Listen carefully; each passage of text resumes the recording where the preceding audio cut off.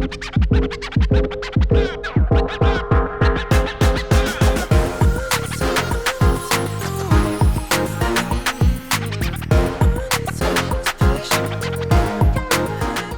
mene absolutno navdušuje ta vrvež različnih kreativnih stvari, da v bistvu na vsakem koraku se nekaj dogaja. Da recimo na Instagramu ne more biti samo nekaj, mora biti vse, mora biti lih prav tega, odvisen, kaj je bolj pomembno, kaj je novo. V bistvu imeti kontrolo nad to množico informacij, ki jih je treba ves čas sporočati, je izziv in zahteva določeno strategijo in načrt.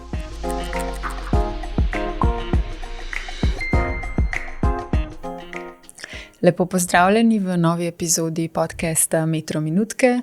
Danes je z mano Tina Dev, vodja marketinga in odnosov z javnostmi pri Centru Rog. Glede na to, da smo v tem podcastu gostili že kar nekaj strokovnjakov z področja marketinga, ti si pa pravzaprav prva, ki opravlja tudi delo vodje odnosov z javnostmi. Me najprej čisto nasplošno zanima, kakšne so tvoje recimo delovne naloge, kako je videti tipičen dan PR-ovke. Ja, Center Rog oziroma to je kreativno središče, je ena taka precej nenavadna institucija. Ljudje v bistvu ne vejo takoj, kaj to sploh je. To ni recimo nova galerija ali pa nov muzej, ki ti da v komuniciranju že nek štart, da ti ljudi že v štartu obvestiš, kaj to je, potem pa začneš razlagati naprej. Ko gre za Center Rog, upam, da zdaj ne več tako kot čisto na začetku, je šlo dejansko za to, da ljudje o tem niso vedeli praktično nič. In kar jaz v bistvu, zdaj sem tukaj že skoraj 3 leta, počnem vsak dan je to, da v bistvu ljudem nekako različnim ciljnim skupinam poskušam razložiti, kaj je Center Rog in kaj se pri nas dogaja.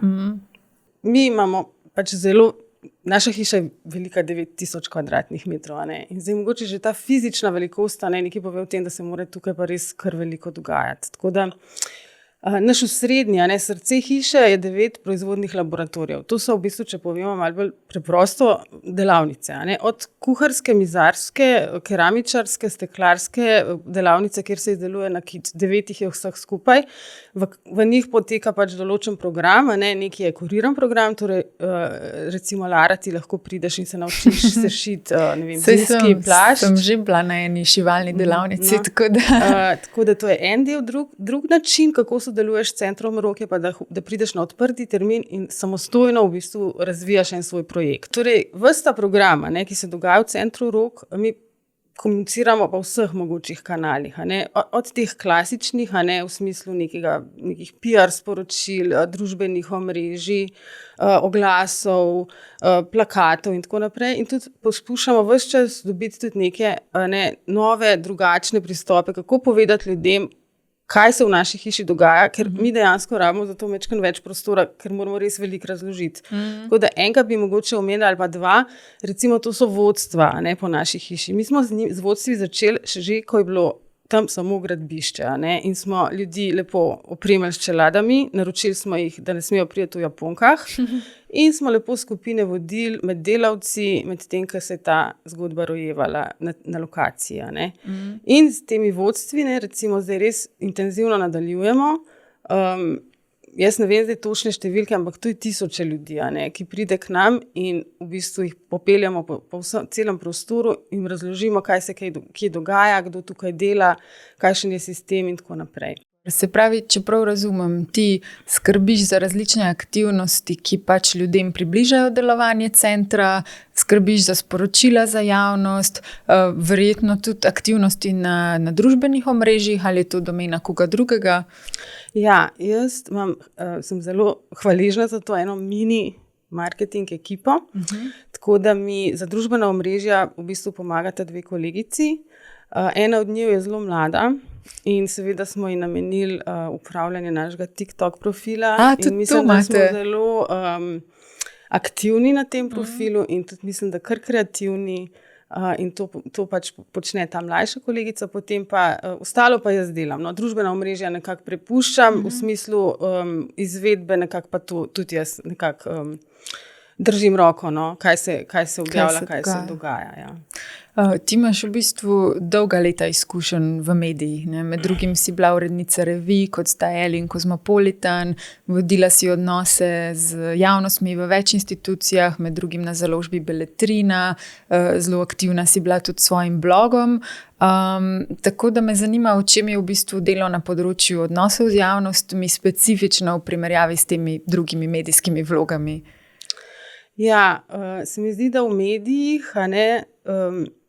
ti, ne vem, sprašuješ, zato da dobiš informacije, medtem ko v PR-ju pa ti bolj pripravljaš informacije za druge, iščeš, v bistvu pripravljaš odgovore, oziroma vsebine, deliš vsebine, za katere želiš, da jih pač nek medij povzame. Si v bistvu na drugi strani. Samo del odnosov z javnostmi, če govorimo o medijih, ampak če zdaj iz pozicije, da sem nekoč delovala v medijih, je to pač ta razlika.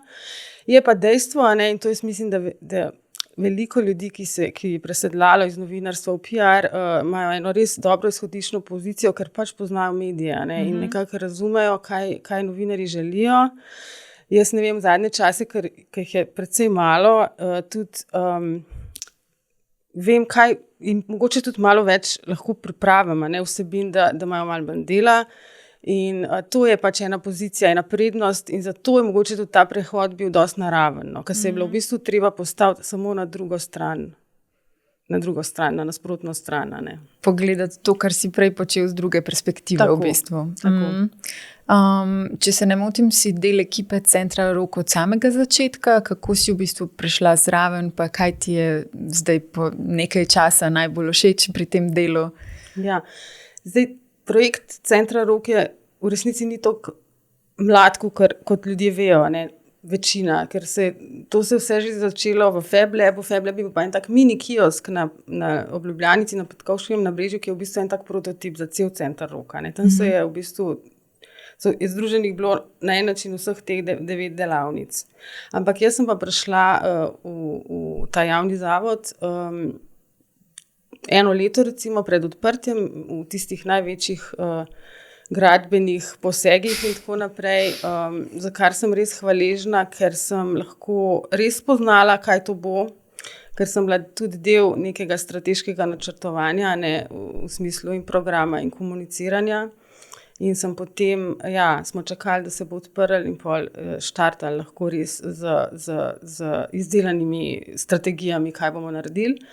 Drugače pa se mi zdi, da je bilo tudi neko kadrovanje v tem času, je bilo pač zelo pomemben proces, da smo mi v bistvu nekako na kup dobili ljudi, zelo raznolike ljudi.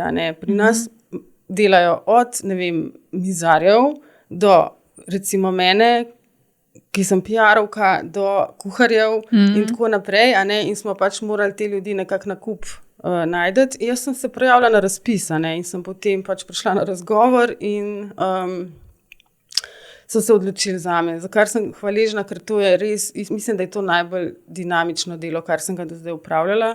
Verjetno je kar intenzivno, zato ker je res veliko različnih stvari, ampak je zaradi tega tudi toliko bolj zanimivo in izpolnjujoče. Že prej si rekla, da je v bistvu najpomembnejše pri komuniciranju za Center Rok to, da pač se da ljudem vedeti, kaj center sploh je, pa kaj se v njem dogaja.